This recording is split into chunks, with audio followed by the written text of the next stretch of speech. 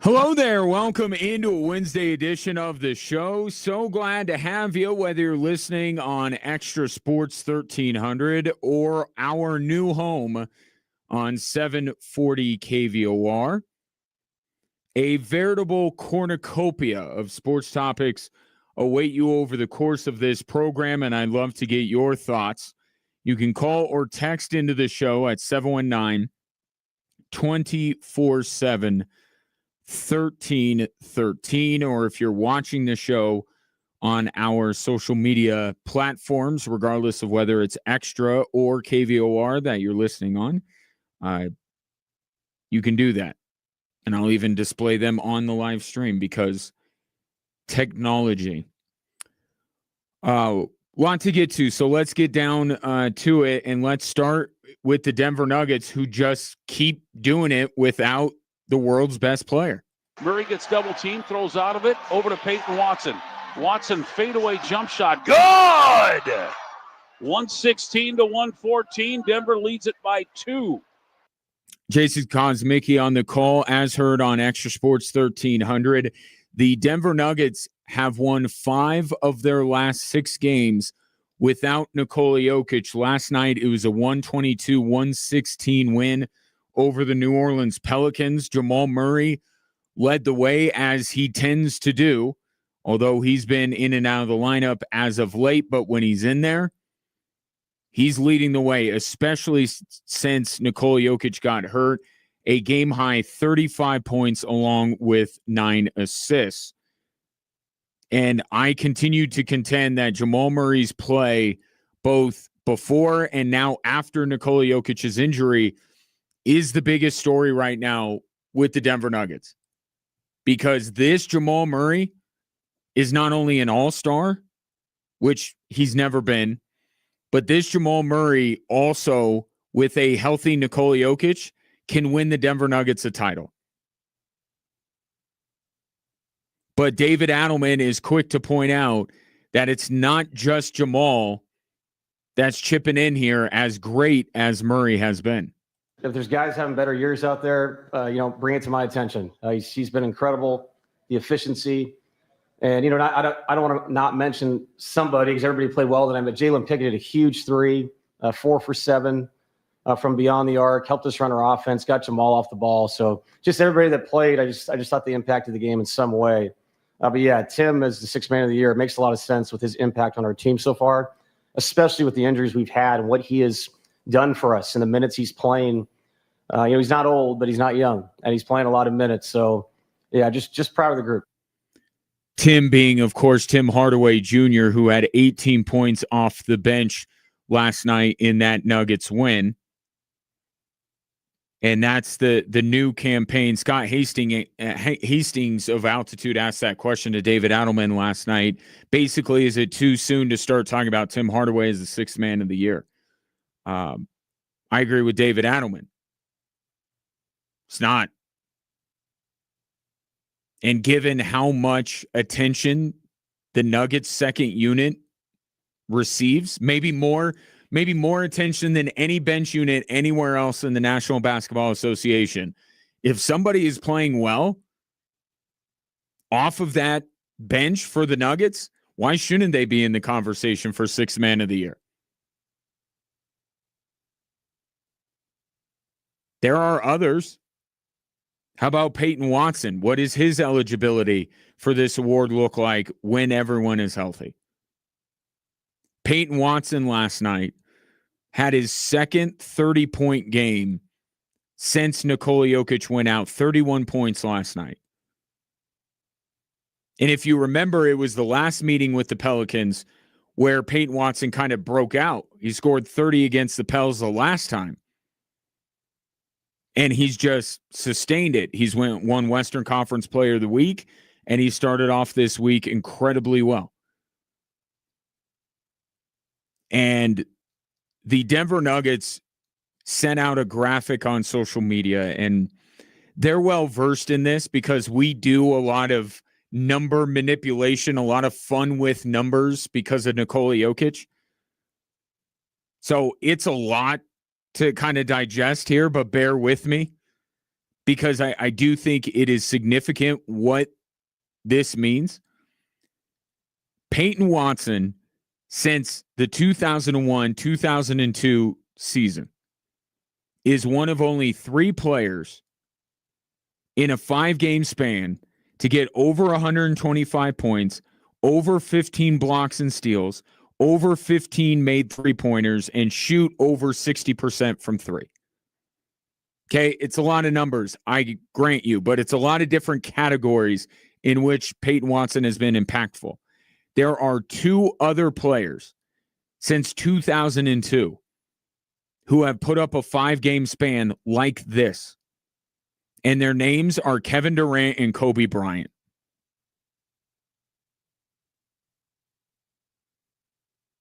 Okay, yes, it's a little number manipulation, and we can use stats to make our point. It's one of our favorite things to do, to use numbers to hype up or to tear down the athlete of our choosing. But the fact that Peyton Watson, okay, this is not about Peyton Watson being the next KD or Kobe, but this is about a guy who, up until this point, you couldn't even fathom Peyton Watson doing anything Kevin Durant or Kobe Bryant have done. Anything. Especially when it comes to scoring the basketball. So that's my big takeaway from that, you know, it's not alphabet soup, number soup that the Nuggets put out on social media. Peyton Watson has done something over a 5-game span that Kevin Durant and Kobe Bryant have done. And thinking about what Peyton Watson was coming out of UCLA, a guy that had a lot of upside, but that upside being his athleticism on the defensive end. And Peyton Watson talked about this the other night. There were a lot of doubts that Peyton Watson could become a bona fide NBA scorer. So to see what Peyton Watson is doing on a nightly basis, it's remarkable.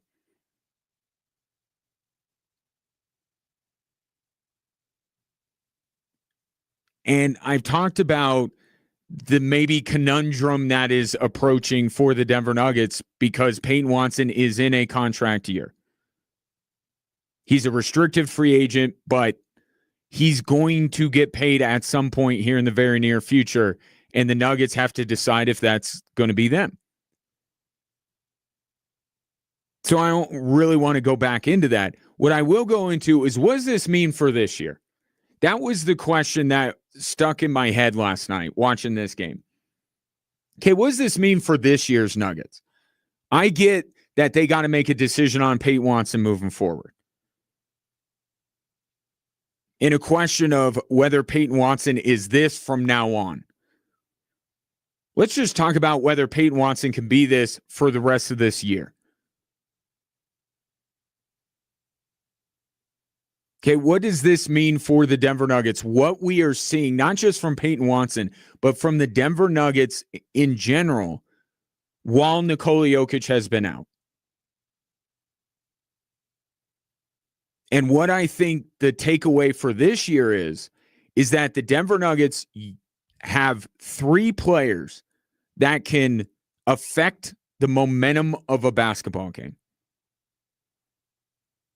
Prior to this year, Jamal Murray was that really the only guy, right? And when I talk about affecting momentum, it's through big shots, right? It's through those Murray flurries, like going on a little bit of a run that Jamal Murray likes to do. I mean, Nikola Jokic controls the basketball game, but he's not, and he can take over a game as well, but they ask Nikola Jokic to do so much. I think when I'm talking about the momentum affecting players or the players that can affect momentum, I'm thinking of scoring.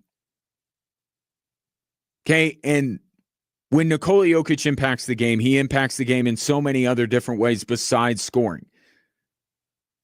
Jamal Murray, for a long time was that guy. Okay, you need a boost. You need to go on a run. You need to shift the momentum back in your direction. You need to push a lead out even further.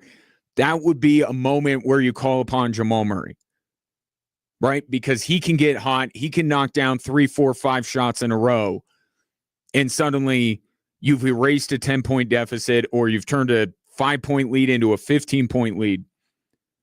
Now they have 3 players that can do that to varying levels.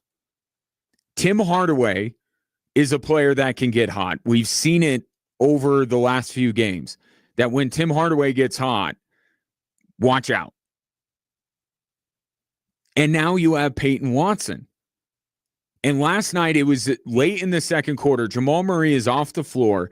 Peyton Watson is on the floor. Nuggets are down by, I think, 11 points. Peyton Watson is leading the Denver Nuggets on a run to close the gap right before halftime, to make it a more manageable deficit coming out in the third quarter. Peyton Watson was leading that charge. So this year, Peyton Watson has shown that he has some of that ability to get hot, to take over a game, if you will. That's another way of describing it. Peyton Watson has taken over stretches of these games. Tim Hardaway has taken over stretches of these games, and Jamal Murray has taken over stretches of these games and a lot of Nuggets games over the course of his career. Now you have 3 players who can affect the momentum of a game, and 2 of them are going to reside on your bench if everybody is healthy. So to think about what this could mean for the Denver Nuggets moving forward when everybody gets healthy, you have Jamal Murray with the starting 5 that can provide that. And when you go to the bench, you can honestly believe, and I'm going to pause for dramatic effect because this, I hope you're sitting down, the Nuggets could possibly extend leads when they go to their bench unit. Right? And you got a little taste of it early on in the season.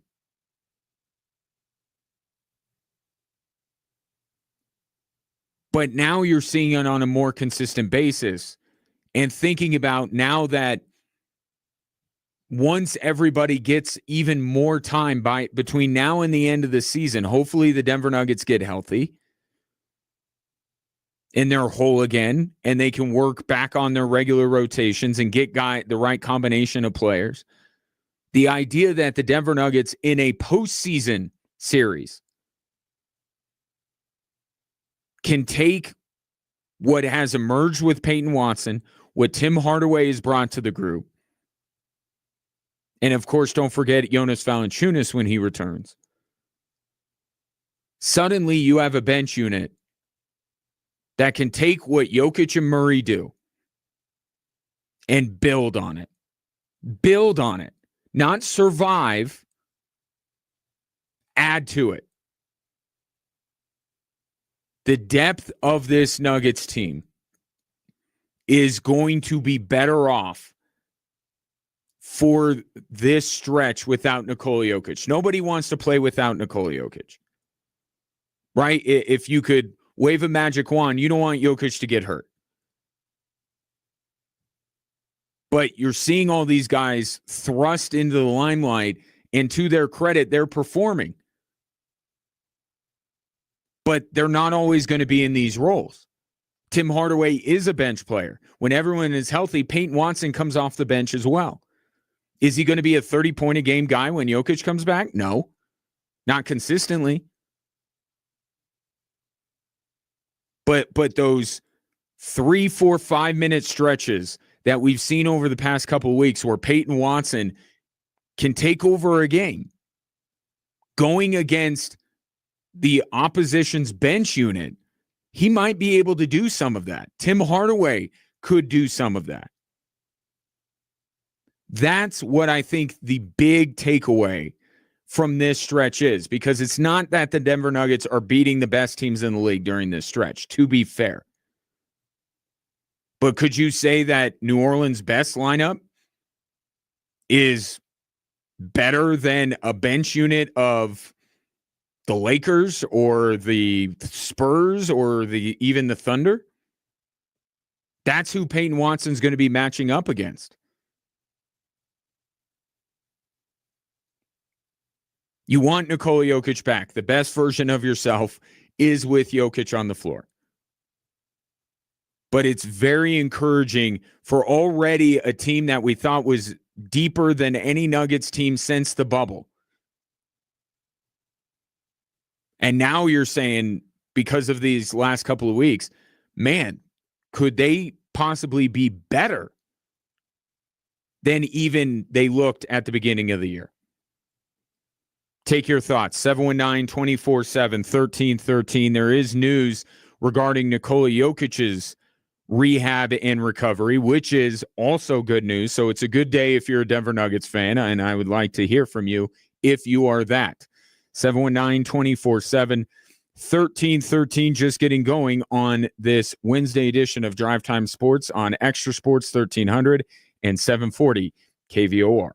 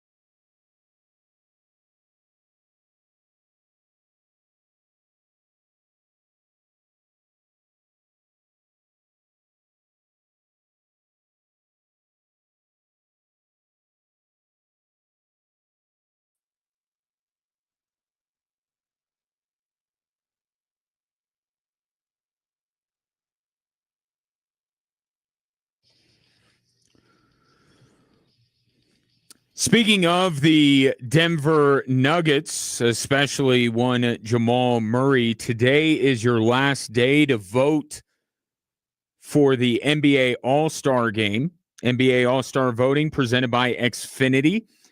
You can vote today on NBA.com or the NBA app using your NBA ID. Today, this final day of voting, your vote is worth triple. Oh, I got triples now of the Nova. So you vote for Jamal Murray or whatever Denver Nugget you want to vote for. It counts as 3, and we'll see where it gets. I do not expect Jamal Murray to be named a starter, which I don't know that I don't remember the last time I heard somebody be inducted into the Hall of Fame in the way they describe them as a 5-time NBA All-Star starter. I mean, it would be a nice feather in his cap for this year. But the important thing is Jamal Murray needs to get to the All-Star game. And obviously, this is the first wave if the fans vote him in. I would be very surprised if he has enough votes to be one of the Western Conference's top 5 vote getters. But the way he is playing, especially now with Jokic out, I don't know how you can keep Jamal Murray off the All-Star team. I don't. If you're an NBA coach, if you're an NBA player, the kind of the second wave of voting, I don't know how you can look at what Jamal Murray is doing and say, yeah, he's not an All-Star. This is the best season he's ever had. So make sure you cast your vote for the NBA All-Star game. Somebody joining me now that knows a thing or two about making all-star games in his given sport because he was a regular at the Pro Bowl in the NFL. He is a Pro Football Hall of Famer. He holds NFL records for return touchdowns, punt return touchdowns, and also has the single-season record when it comes to return touchdowns. Of course, you know when I throw out those accolades, you know.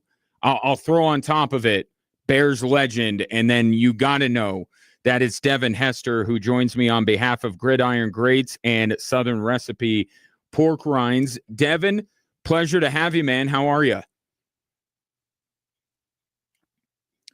It is my pleasure, and I happen to be at a establishment in California this weekend, and I'm watching that Bears-Packers game, and suddenly I see Devin Hester sitting comfortably watching his Bears.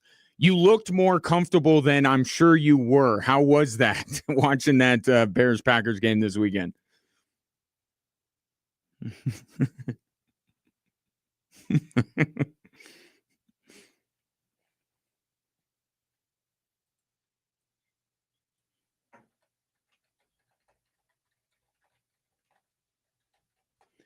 And right now, teams that Devin Hester starred for are having a pretty good go of it. You have the Bears, couple wins away from getting to a Super Bowl. Of course, the Canes in a few days will have a chance to win a national championship. I will ask you the impossible, Devin Hester. Which one do you want more?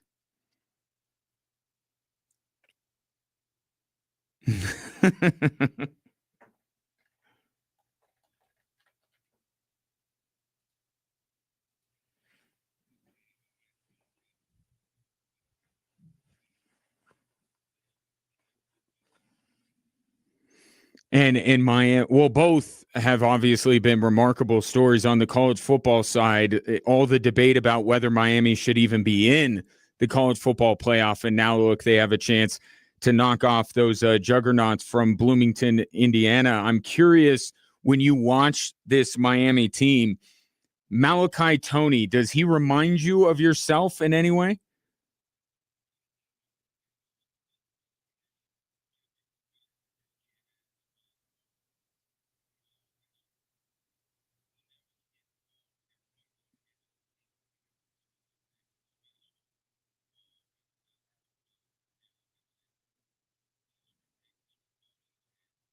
Mm-hmm.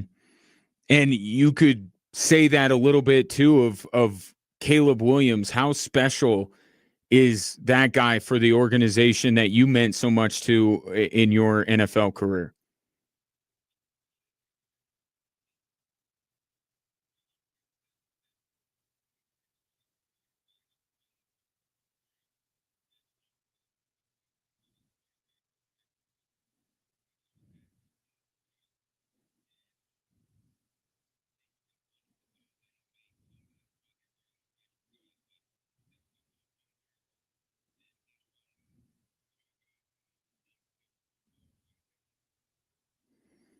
Devin Hester, Pro Football Hall of Famer, my guest. Of course, during your career, I mean, every play you made in the kicking game was a huge momentum shifting play, game changing type play. And we're talking about Malachi Tony and what he does for Miami, Caleb Williams for Chicago. But like, there's the athleticism and there's the gifts to be able to do something like that. But then there's the mentality, right? I mean, where does that come from? You had it obviously in a big way. These guys kind of seem to have it, the ability to not only create big plays with your abilities, but also do it at the most important part of the game. Where does that come from?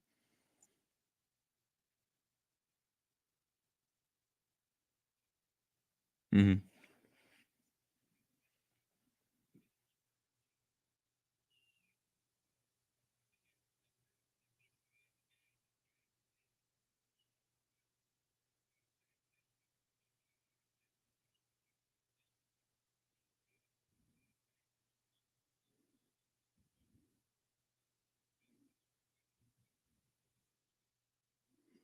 Pro Football Hall of Famer Devin Hester, my guest, appearing on behalf of Gridiron Greats and Southern Recipe Pork Rinds, which I want to get to here shortly. I'm curious your perspective on the NFL trying to do the safe thing, trying to look out for the safety of the players, but at the same time recognizing how exciting kick returns can be. I'm curious, when you see these rules and when you watch games on Sundays, what do you think you would do? Would Devin Hester have scored more touchdowns, fewer touchdowns? I mean, what's your takeaway from these new kickoff rules? Mm-hmm.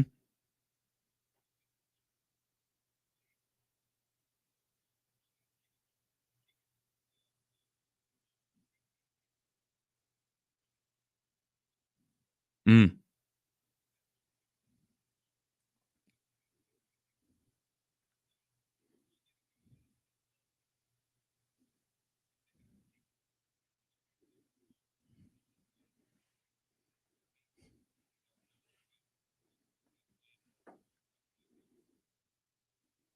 What is that? And that's scary to think about for opposing teams, especially Packers, Lions, Vikings, the teams that you played so often, because I will never experience anything like this. What is that feeling? You're talking about a punt return, but it applies to kick returns as well.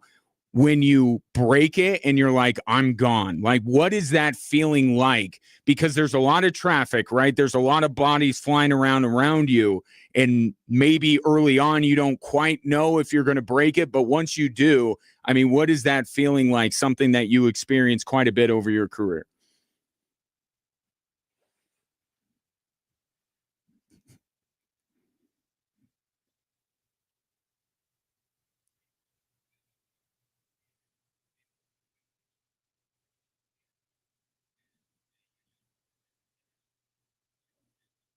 Hmm.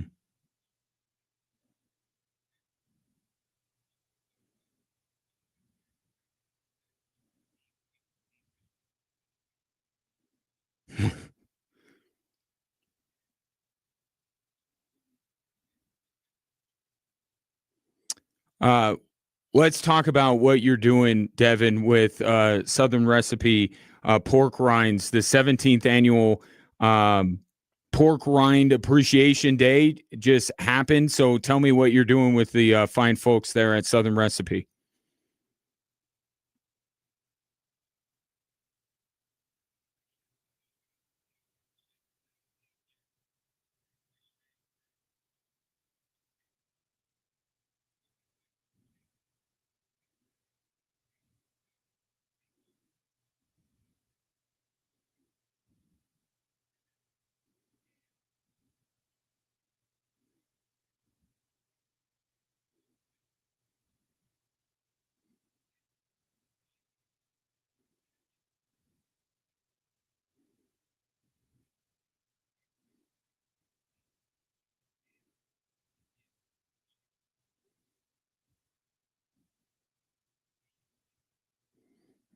Is Devin Hester a big fan of pork rinds, and what would be the go-to flavor?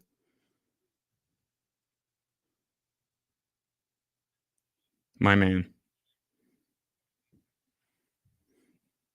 All right. So when you win, talking to listeners now, if you win, then make sure that your lifetime supply is in sweet barbecue flavor. Just a pro tip there from Devin Hester. And of course, Southern Recipe Pork Rinds is supporting Gridiron Greats Assistant Fund. Did Coach Ditka start this? I know he's been huge in this, but being in that Bears family, tell us about this, because I think it's a great way for people to kind of repay and support athletes like you and many others who entertained us every Sunday for a number of years. Talk about Gridiron Greats.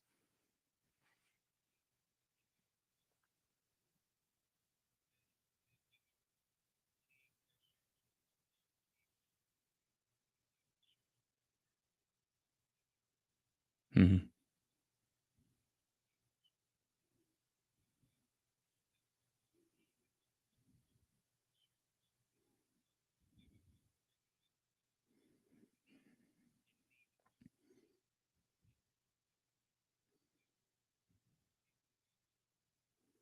Yeah, absolutely. A phenomenal cause. Gridirongreats.org is the website. You can go and find out everything you need to know about that. And then, as Devin said, porkrinds.com to go and get registered to win that trip to the Super Bowl next season. Don't worry, you don't have to. And I'm sure we would. If you won tickets to this year's game, you would rearrange your life to make it happen. But you'll have plenty of time if you win to make your plans for LA next season, and then added bonus, lifetime supply of pork rinds. So speaking of travel plans, so Chicago on Sunday and Miami on Monday, are those the travel plans of Devin Hester? Are you going to be in person for both of these games this weekend?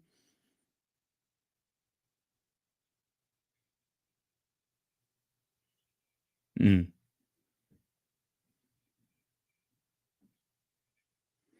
All right. How close will you be to Michael Irvin?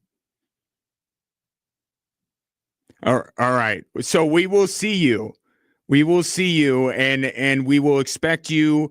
It might be a fool's errand, but to try and match the energy of the playmaker on that Miami sideline.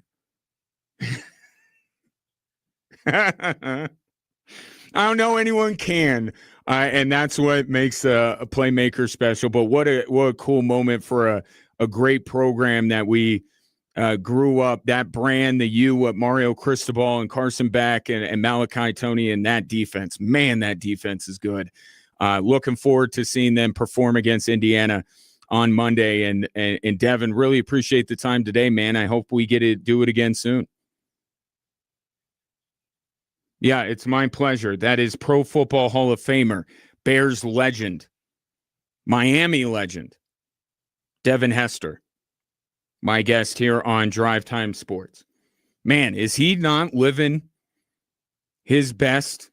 Well, it's almost like, remember when it wasn't that long ago when we had Avs win a title, followed by the Nuggets. We had Jokic MVPs. We had Nathan McKinnon MVPs.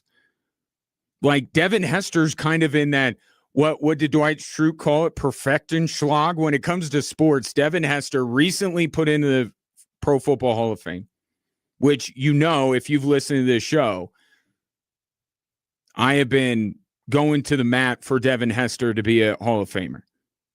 I think it took too long, but I'm glad that he's in. So he has that recently, and now he has the U back in the national championship game and the Bears as one of the top seeds in the NFC. It's good to be Devin Hester, just in general, but especially now. Great to have Devin on. Again, porkrinds.com. Get entered for your trip to the big game in LA next year.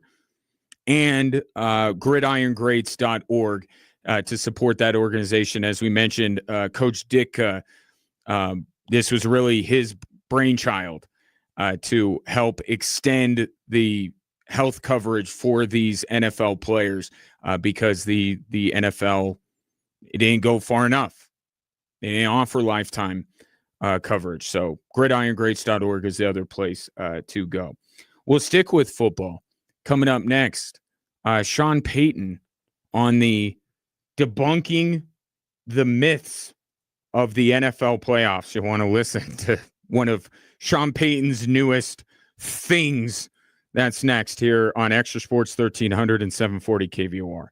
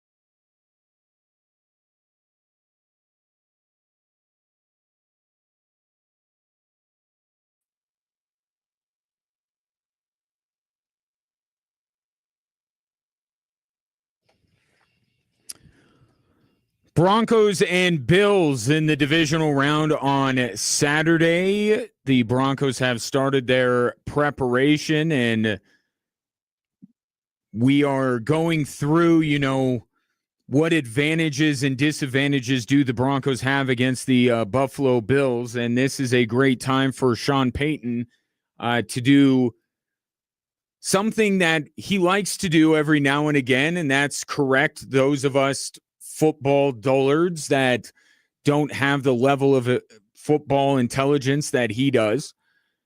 And he, every once in a while, finds that the bully pulpit that he stands at on a daily basis is a good chance to educate people. So, Sean Payton has decided to dispel the myths about what matters in the playoffs or what doesn't. One of the main things that people have brought up, yours truly included, you included, the fact that the Broncos have home field. Well, that has to be a big advantage for the Denver Broncos, right? Here's the Broncos head coach. There's some myths relative to the playoffs. Home field's important relative to the crowd noise, but just look at the weekend we just had. I don't know what the numbers were. So I know our crowd will be fantastic. We've got to be ready to play our best game. And this will be a reoccurring theme here, but because Sean Payton talked about it right away, what matters more than home field, than short week, than long week, than crowd noise, than all of this ancillary stuff that we talk about? Who the better team is, who plays better, right? Ultimately, that's what Saturday is going to decide. Who's better, Denver or Buffalo? That's the way that sports usually works.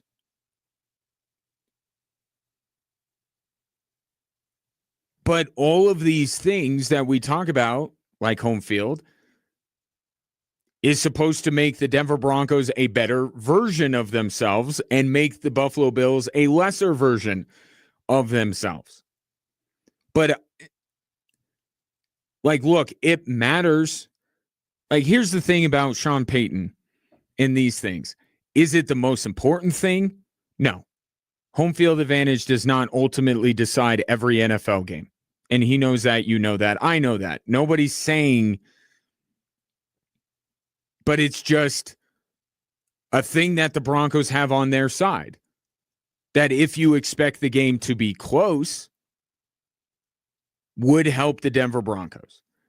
But there's another thing that Sean Payton is doing with these, and it's sending messages to his team, right? That first one. Sending a message to his team that it does not matter if you're playing at home if you don't do what I'm telling you we need to do to win the game. Right? To not be fat and happy being at home all week and just watching Buffalo and Buffalo has to travel. You don't, all that kind of stuff. Just taking for granted that that's going to go in your favor. So it's Sean Payton being a little bit of a curmudgeon. It's Sean Payton trying to prioritize what truly decides these playoff games. There's some real knowledge being dropped in a way here. And then also sending a message to his team that they can't relax because they have home field or they had a bye week or anything like this. So there are more myths. Would you like to hear myth number 2? Well, whether you do or not, here's myth number 2 from Sean Payton. The rest is important, but that doesn't, the myth number 2 is that ensures a fast start. It doesn't. You understand this. We're playing a team that's coming off one of their biggest wins in the last 10 years. And so we've got to earn a fast start. And here he's veering out of his lane to get to one of his big keys for this game on Saturday. Because I don't think the week of rest, what we're saying it gives the Denver Broncos is a fast start. It's giving them the ability to heal up a little bit, to avoid injury, further injury if they're banged up. In fact, the Broncos are getting Dre Greenlaw back this week. So, now I don't think anybody's saying that the rest means the Broncos are going to get off to a fast start. That's just Sean Payton's way of saying, hey, I'm going to get in one of my keys to this game, which is getting off to a fast start. But you've heard this before. Rest is a weapon. And for Josh Allen in particular, to get banged up the way he did against Jacksonville and have to turn around and play another game just a few days later, that is a disadvantage for him. How much does this matter? How much does this ultimately tip the scales in the Broncos' favor? I don't think it does either. But it's another thing. What you're trying to do here, and per our conversation yesterday on this topic, I think what you're doing as a fan, really not just of the Broncos, but of any team, but especially the ones that the perception is that they are underdogs. You want to add up as many variables as you can that go in your team's favor to where you can add it up and say, that pushes my team over the top. So home field, rest, they matter. They may not be the be-all, end-all, but they're just another couple of things that you can put in the Broncos column as you're trying to list the things that are in Buffalo's favor and Denver's favor. So myth is that rest leads to a fast start. I don't even think that's a myth. I don't think people say that. But this is Sean Payton taking this conversation and twisting it into the way conversation he really wants to have.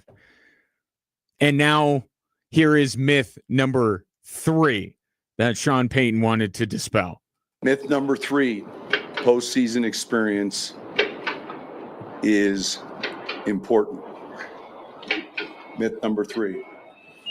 Obviously, they played in it, but historically, when you go back and look at teams and records and you look at rosters, now there's about 8 of these myths, but you hit one of them. Now I know what you're thinking. First and foremost, are we going to hear the other 5 myths? That's what the press gathered in Denver wanted. Sean Payton not doing it. Sean Payton's not going to list all the myths. He's just going to use a question that he doesn't like and will use the myth thing as a deflection to get to what he ultimately wants to get out. Now, he could just sit up there and say, here are the things that don't matter. But this is Sean Payton we're talking about. And if he can use it to send messages, show how smart he is, and also make reporters look bad, then that is a win-win-win for Sean Payton. Why don't you just give us the rest of the myths? No, because I'll save them until a question I don't like, and then I'll say that that's a myth. Experience matters. That is the most of all that Sean Payton you heard him say, that's the most nonsensical. You cannot tell me that playoff experience doesn't matter. Does the most experienced team always win? No.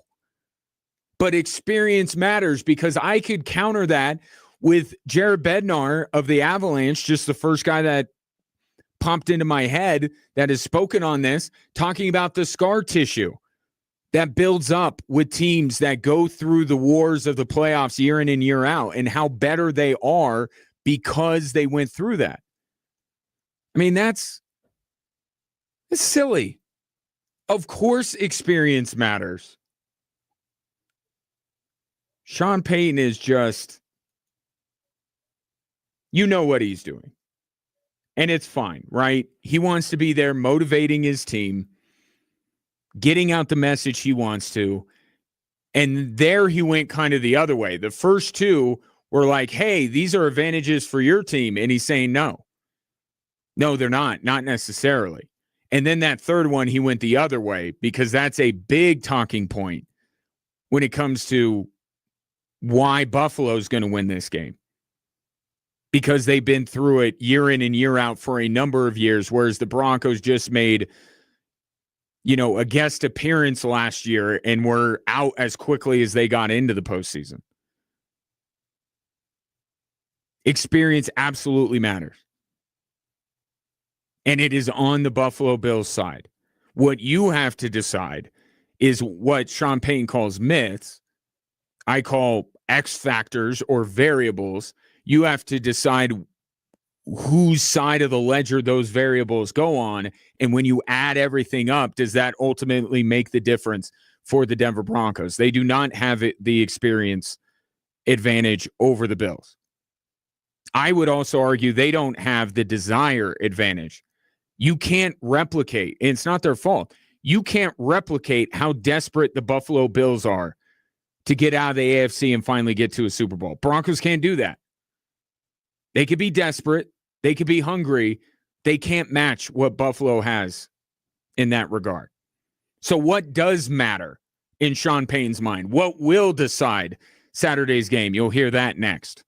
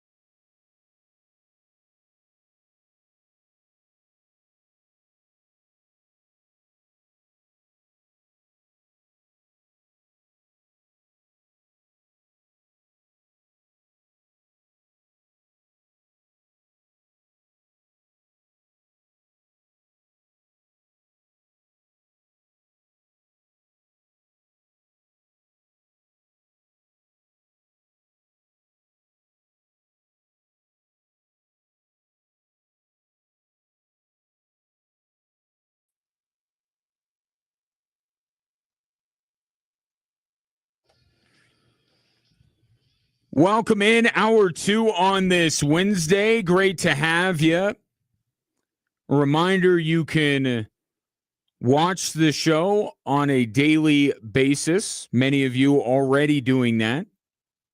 I very much appreciate it. But if you're looking for it on a daily basis, it's fairly easy to find as long as you follow Extra Sports 1300 and 740 KVOR on social media, and really any social media platform, because we stream the show live every day on Twitter, on Instagram, and on Facebook, and on YouTube. So if you follow either one of the stations that this show airs on, you can watch the show live if you so choose. And while you're there, like, subscribe, and most importantly, comment, because this is an interactive experience. It's only interactive if you interact with me. So drop a comment while you're watching the show on social media. I'll get to it over the course of the program. So if you're just tuning in, you missed out on Sean Payton giving a dissertation on the popular myths that surround playoff football and what matters and what doesn't. He also chastised a reporter for saying attacking downhill. So Sean Payton is in a mood. So, okay. So he says home field advantage, rest, and playoff experience don't matter. Okay. I disagree. I think he knows that those things do matter. They are not the be-all, end-all. They do not trump the X's and O's and the execution of his team. And that was the general point of that myths dissertation. And I understand. So what does matter in Sean Payton's mind? What matters, or for you and I, what matters more than home field, than rest, than playoff experience? Here's Sean Payton.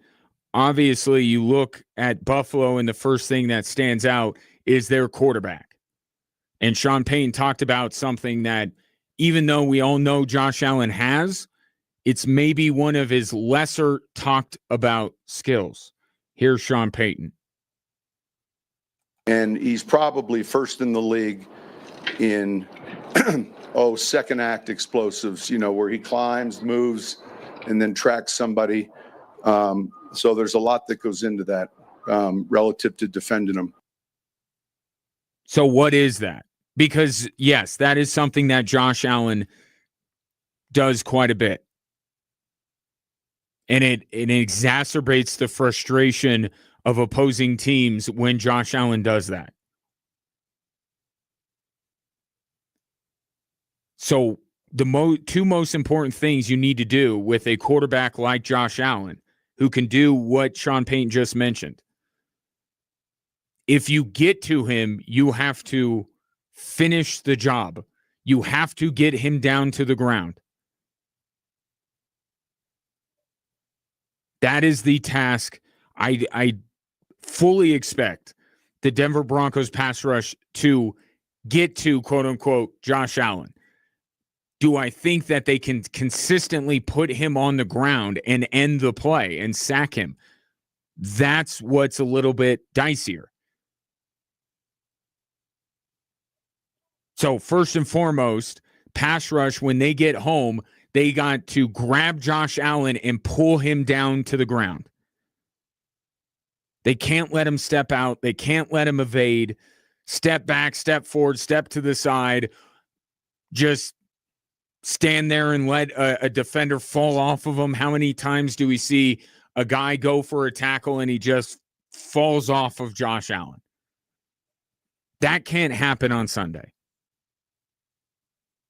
But the second thing that has to happen is that for a team like the Broncos that love to play man-to-man, with Pat Surtain being the best corner in the game, you have got to cover for the entirety of the play. Josh Allen's ability to keep plays alive, in what Sean Payton is talking about there, it's his passing. He didn't mention Josh Allen's ability to run after a play breaks down. He's talking about Josh Allen's ability to stay on his feet, keep a play alive, and still throw the ball. You have to stay on these Bills receivers until you know for a fact the play is over, and it's difficult to know that when your back is turned to him.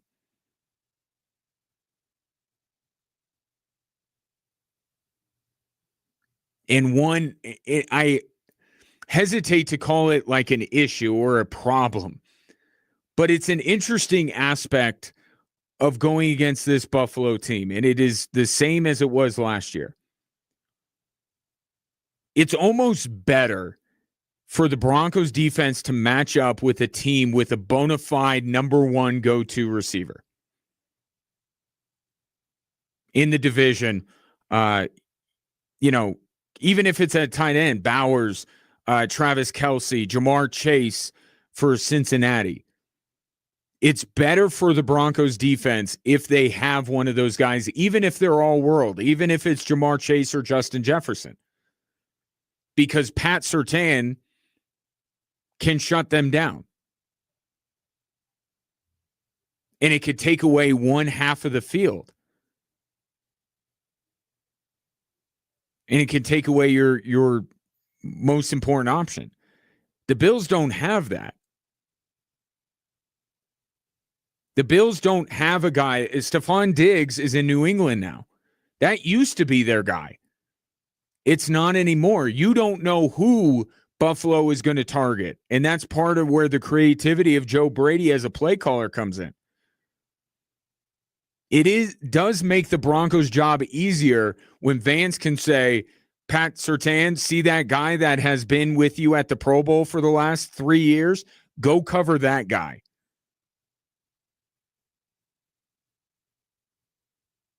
Right? If you're Denver now, you're like, who do we want to take away? I think it's a tight end. I think that's who Surtain's going to be matched up against. I don't think any of these receivers, with all due respect, are worthy of the Surtain treatment where Surtain just spends all his time worrying about taking you away. It's not a problem, but it's an interesting wrinkle that allows the Buffalo Bills, they'd be like, just take, for instance, if they're playing Cincinnati. Bad example because of T. Higgins. Minnesota. Pick your team with one elite guy that Surtain's going to absolutely cover, and maybe the gap between that guy and the next most talented receiver is a wide margin. So you're like, okay, Riley Moss can cover that guy. T. Higgins is not that guy.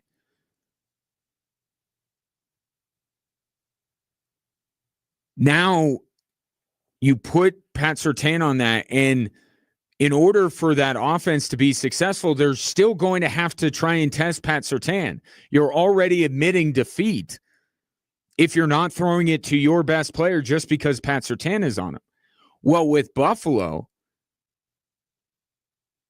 because they don't have that guy, Josh Allen and Joe Brady can just find number two and say, we're not throwing into that guy. And they don't have to be successful. Right? If you're Minnesota, if you don't throw it to Justin Jefferson, your ability to move the ball down the field greatly decreases. With Buffalo, look at this wide receiver core. Is there any one guy that you're like, oh, that dude's head and shoulders above everybody else? No. The Buffalo Bills can get by with wide receiver 1, 2, or 3. So it's a nice problem if you want to call it a problem, it's a nice one to have. if you're the Denver Broncos. Oh, we're not facing an elite receiver that we can put our elite corner on. But it is a wrinkle that Denver has to deal with against a team like Buffalo, as opposed to Kansas City that has the guy that they're always looking to. Raiders the same way with Bowers. They're always going to look to him. If they were to play Minnesota, it would be Justin Jefferson, right?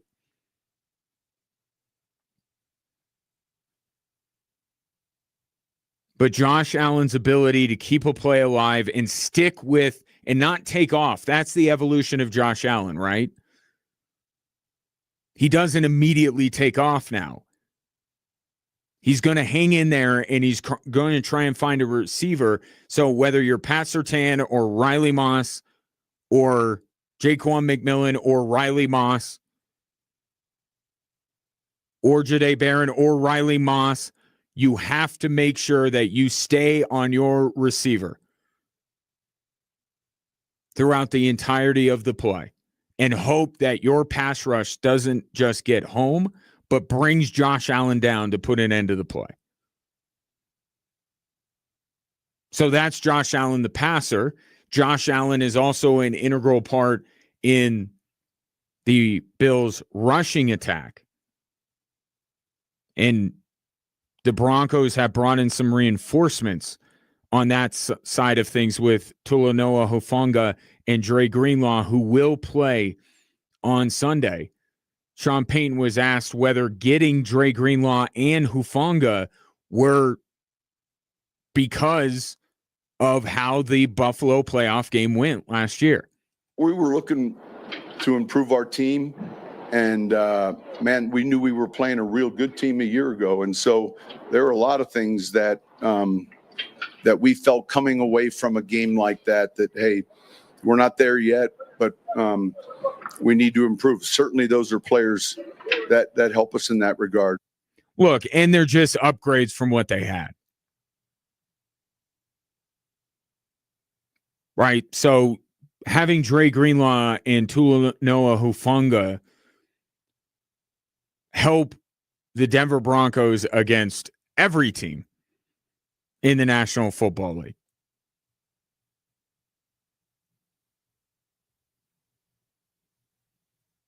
And Hufanga, who has been far more impactful this year than Dre Greenlaw.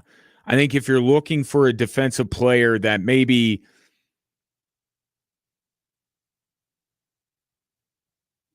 I don't want to say isn't being talked about, but when you think of the Denver Broncos defense, you think Benito, you think Pat Surtain, maybe even you think Zach Allen and Jonathan Cooper before Hufanga.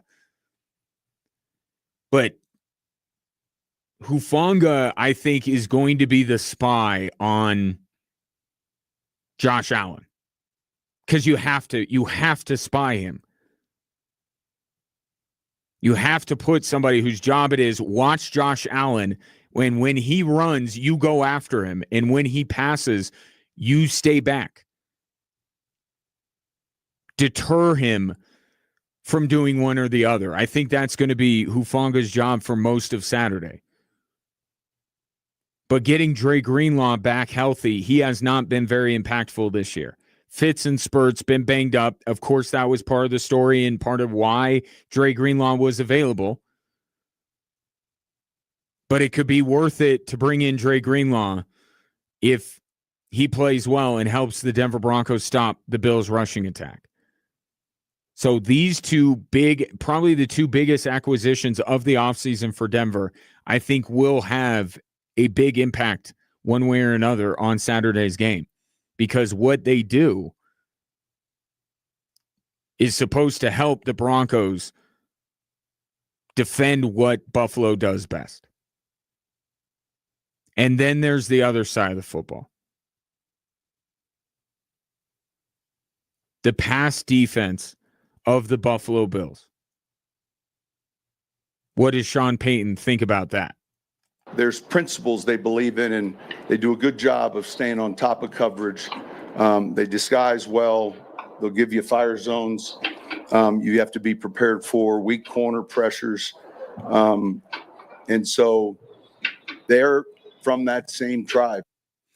And that tribe, meaning the Jim Johnson coaching tree. Sean McDermott coached under Jim Johnson, the legendary defensive coordinator who you probably think of as the Eagles' longtime defensive coordinator with Andy Reid.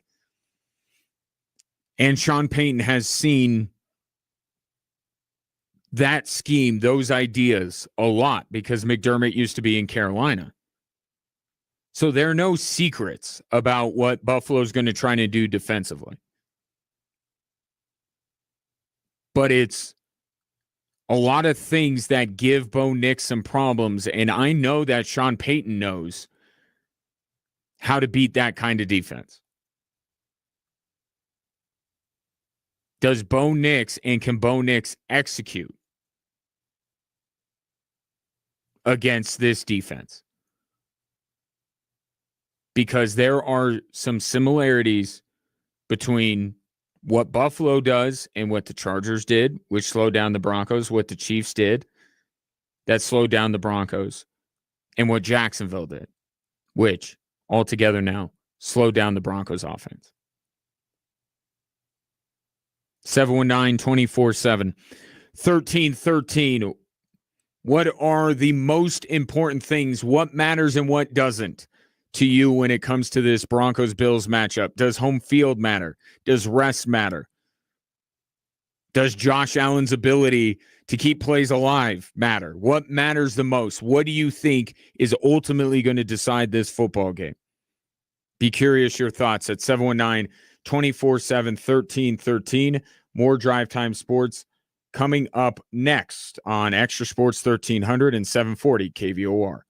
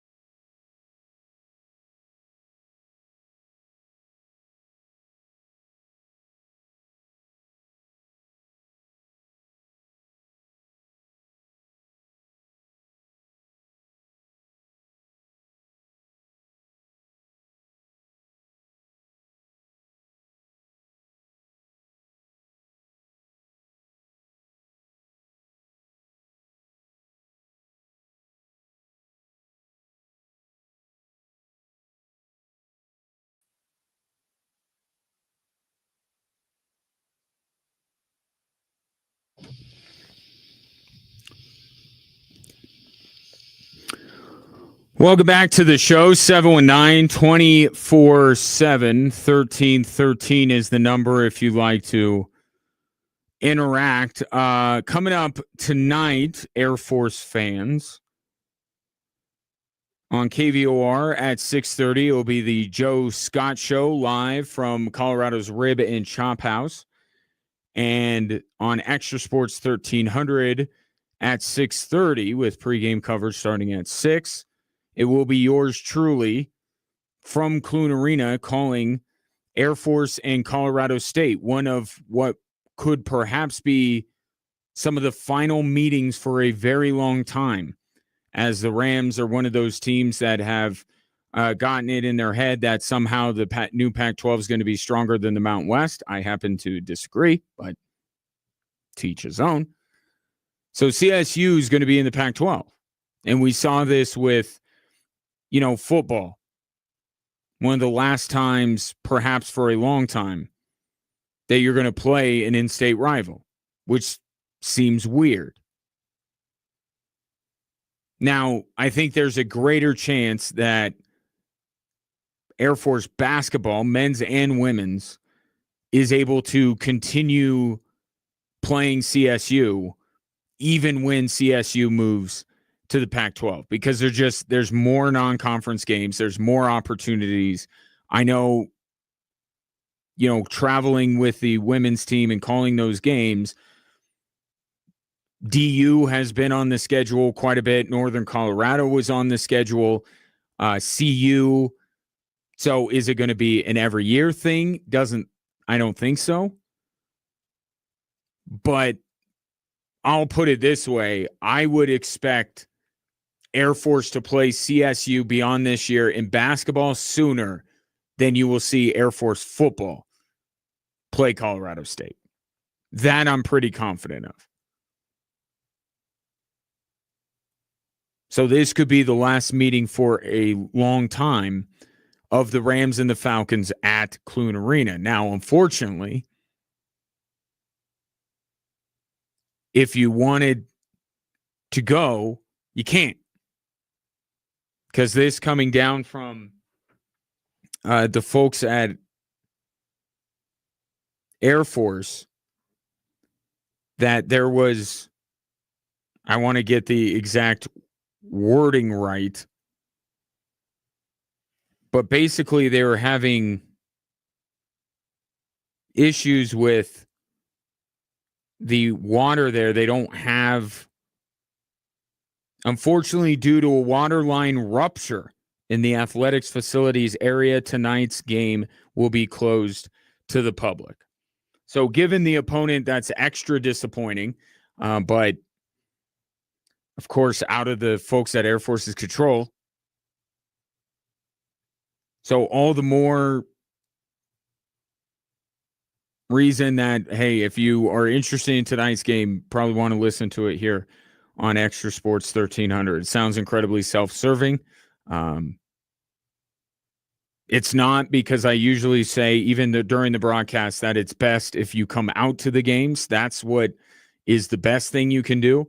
But sometimes you can't, and that's why we're here, and that's why I do these games. And tonight will be even more so a reason why we put these games on air, because it will be closed to the public tonight, but our coverage will begin at 6 o'clock with tip-off at 6:30 here on Extra Sports 1300, extrasports1300.com, and the Extra Sports 1300 app. So we've been talking a lot today about advantages, disadvantages for the Denver Broncos. What matters, what doesn't. Well, one thing that I don't know if this is one of Sean Payton's myths, I'd actually be curious if in one of the 8 myths is the idea of having a chip on your shoulder, being disrespected. Is that something that matters? I think generally in sports, it is. It is one of the wells that athletes and teams love to pull from. Nobody believes in us, So let's go out and show them. It's a powerful motivator. And the Broncos have had it. In fact, Bo Nix was asked about it and gave a very Sean Payton-like answer, which I don't fully believe, but for what it's worth, here's Bo Nix on whether it matters that the books had the Broncos as underdogs. Not really. We don't really care. We've been underdogs before and, probably will be again in the future. But I think good things happened to that last team that was an underdog. T-shirts were made, if I recall, by Bo Nix for a great cause. Here's the problem, though. They're not underdogs anymore. The line has flipped. The Broncos are now favored to beat the Buffalo Bills. So there goes that talking point. Bye-bye. Broncos aren't being disrespected. They're the favorites. And I say that with tongue firmly planted in cheek because it's not about the sports books. It's not about Vegas.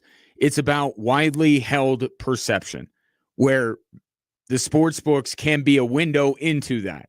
But trust me, there are many other avenues that the Broncos can go down and find that despite being at home, despite being the number one seed, that people, yours truly included, believe that Buffalo is better and going to win the game. Why? Because I think that Buffalo, all told, is a better football team.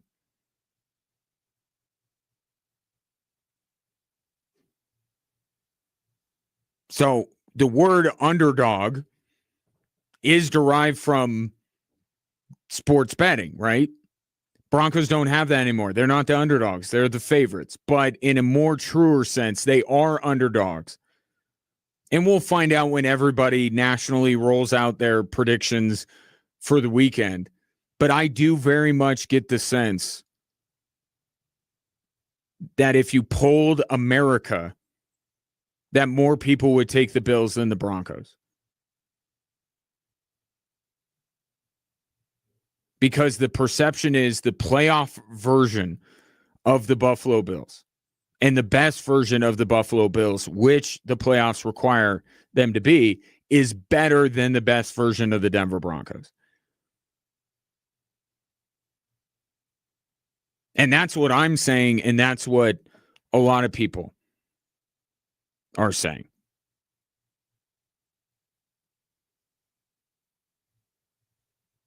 I think that the Bills have a gear that they can hit that I don't know if the Broncos can. And part of it is not the Broncos' fault. They just got here. The Buffalo Bills have been going through this for years going into the playoffs. And the way that Josh Allen has elevated his game, I've seen it a lot. I have not seen what the Broncos are fully capable of in the postseason. And I'm going with my eyes. I'm going with what I have seen about what the Bills can be at their best and what the Broncos can be at their best.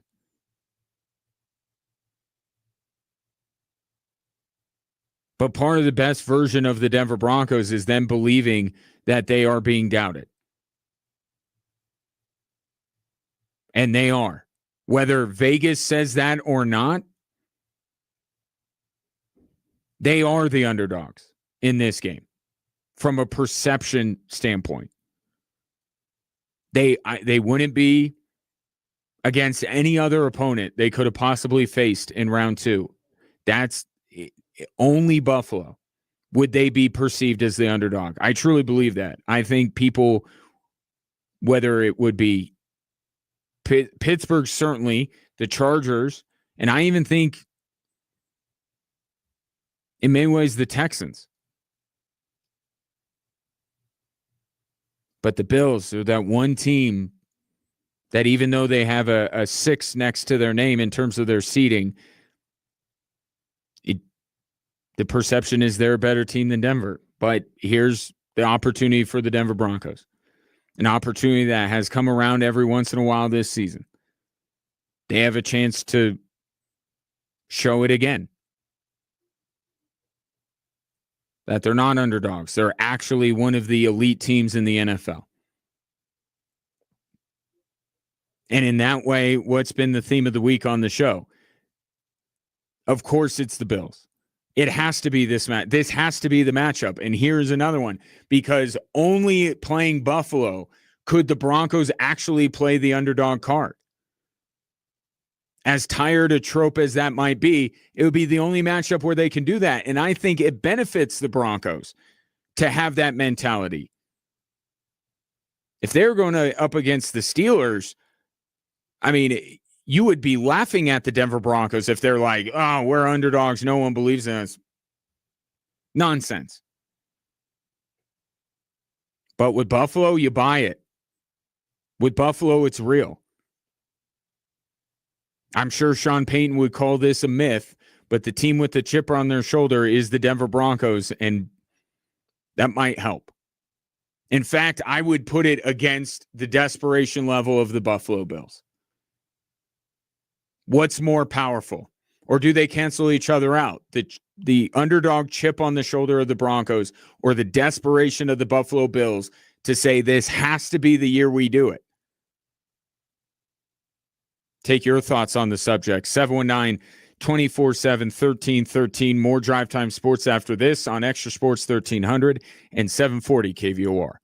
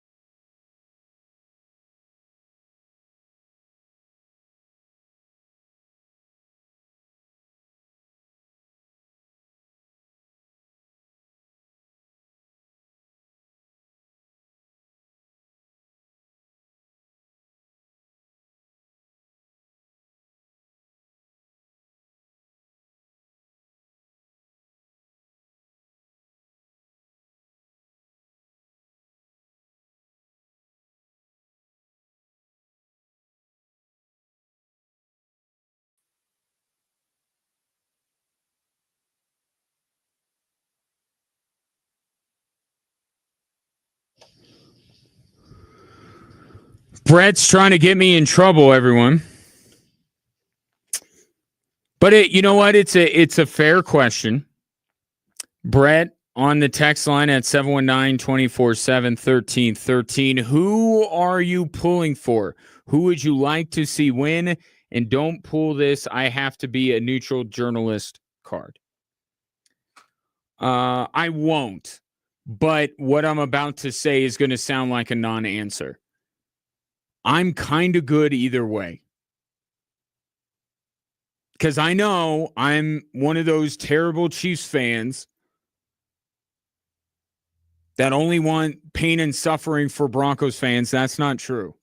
Some of the closest people in my life are Bronco fans. I never want the Broncos to be successful at the detriment of the Kansas City Chiefs. But Chiefs are out of the mix here.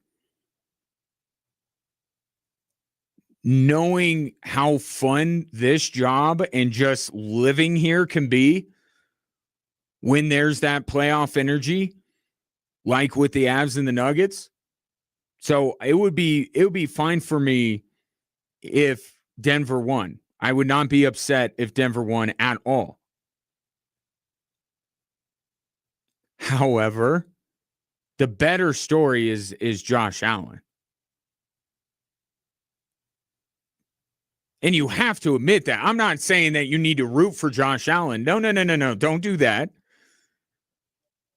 Not if you're a Broncos fan. You don't care about the Josh Allen story. But if you are not a Broncos fan, you have to acknowledge that the better story, the more enjoyable thing to happen would be for Josh Allen to win the Super Bowl. Right? Is there any one player and one franchise in this tournament that more people would be rooting for if they don't already have a rooting interest than Josh Allen and the Buffalo Bills?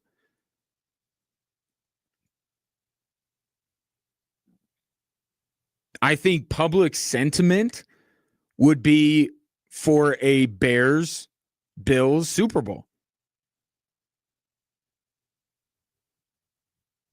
And the best story, which, and I'm not just talking about the best story in terms of what I would be talking about on this show, but there are stories that we love as sports fans and love to see play out. John Elway winning in the Super Bowl was one of them. Josh Allen, how is Josh Allen winning that much different than when John Elway won? Think about the number. It hasn't been in the Super Bowl.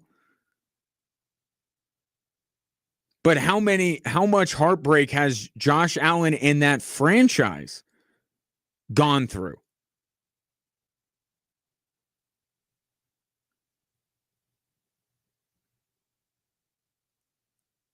Here's the thing. If you're trying to decide, if you're a casual or a neutral,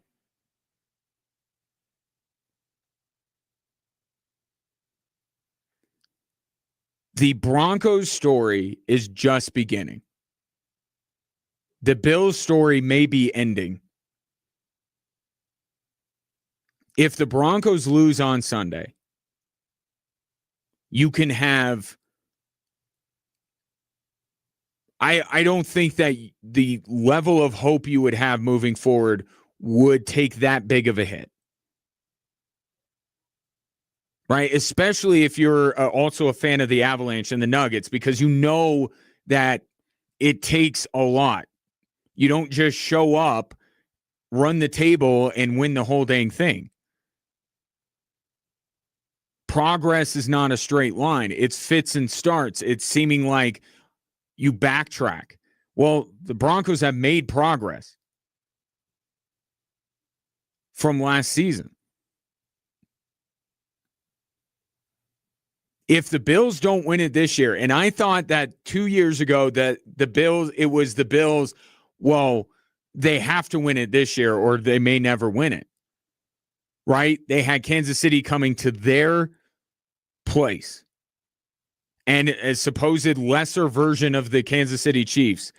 I thought that was the year where if Buffalo didn't go to the Super Bowl, they weren't going to go to a Super Bowl anytime soon. And yet 2 years later, all of this happens because what was I assuming? Well, Joe Burrow. Oh, Lamar Jackson, Kansas City. Right? The confluence of events that have transpired to give Buffalo the path that they currently have. No one could have foreseen this. And so in that way, perhaps the football gods have actually smiled on the Buffalo Bills because it is wide open for them to take this thing. They're the most experienced team. They are arguably the most talented team. They have the best quarterback. No Lamar, no Mahomes, no Burrow. The path is there for Buffalo. And I really think that if not this year, we may be waiting a very long time for Josh Allen and the Buffalo Bills to get to a Super Bowl. So what would be better? What would warm my heart more? If that's what you're asking, it would be Buffalo winning, but not just this game. Because it would be unsatisfying if the Bills beat the Broncos and eliminated the Broncos to take that away from this state only to turn around and lose in New England the week after. Like, that is the worst case scenario. If Buffalo wins, they better win the whole thing, or they better at least get to the Super Bowl. Right? So when I say that the better story or the thing that would be cooler would be Josh Allen winning this game and then winning the next one and going to Santa Clara. Josh Allen simply winning this game and then bowing out 1 week later, that sucks. That sucks for everybody, unless you're a New England or Houston fan. So you want to boil it down to what would be better? Buffalo winning this game on their road to going to the Super Bowl would be the better thing.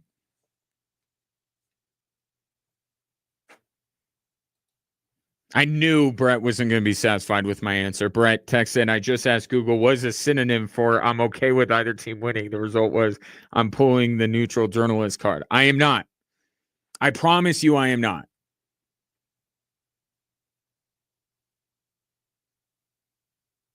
In fact, if I were going journalist, which I'm not a journalist, but if I were going work, it would be the Broncos.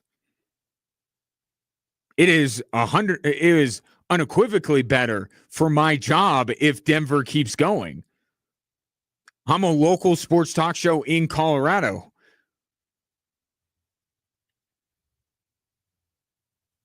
Independent of that, the better story is Josh Allen. The better story is the Bills. The feels would be more with the Buffalo Bills. And even if you're rooting for the Denver Broncos, I don't want you to change your mind, nor should you, but you have to understand that. But you should look at it as, well, our team's going to spoil that.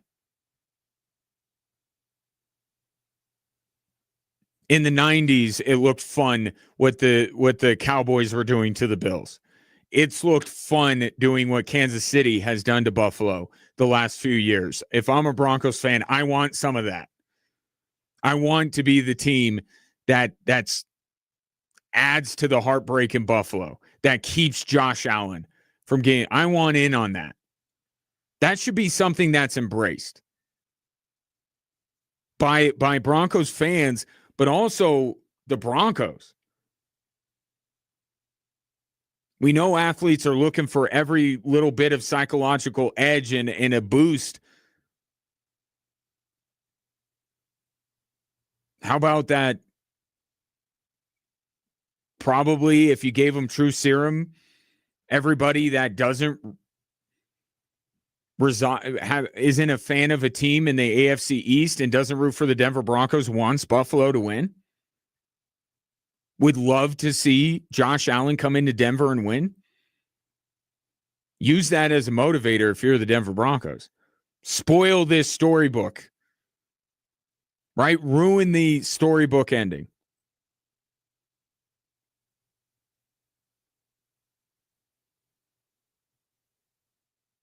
But yeah, Buffalo winning's the better story.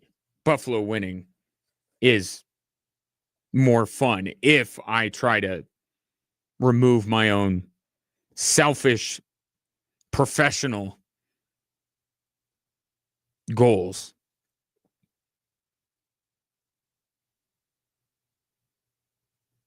But I think come Monday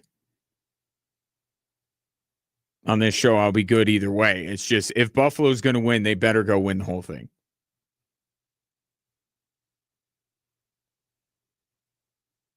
Take your thoughts if you want to jump in here in the last few minutes. 719-247-1313. I'm asking the neutrals.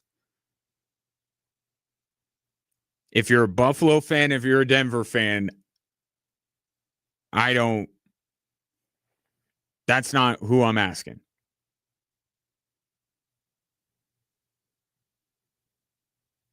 If you are truly a neutral party, who would you rather see win?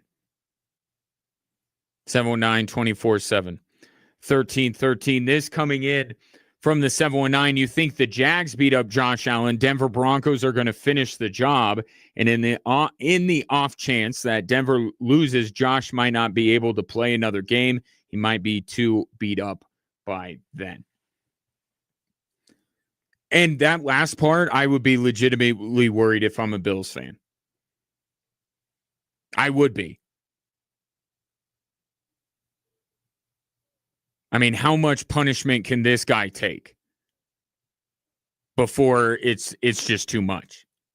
Is it Sunday or this Saturday? Is it next Sunday? Is it Super Bowl Sunday? At what point does all this punishment that Josh Allen is taking hit critical mass to where you're not getting Josh Allen playing at the level you need him to win?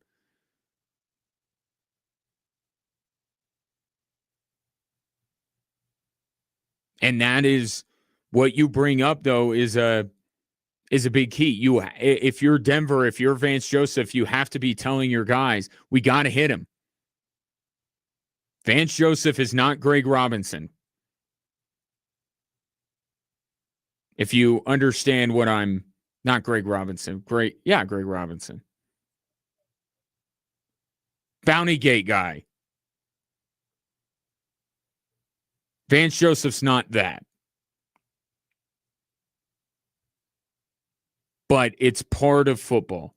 And the Denver Broncos are not going into the game looking to hurt Josh Allen, like injure him, like galooly him. The idea is, let's hurt him, like let's hit him.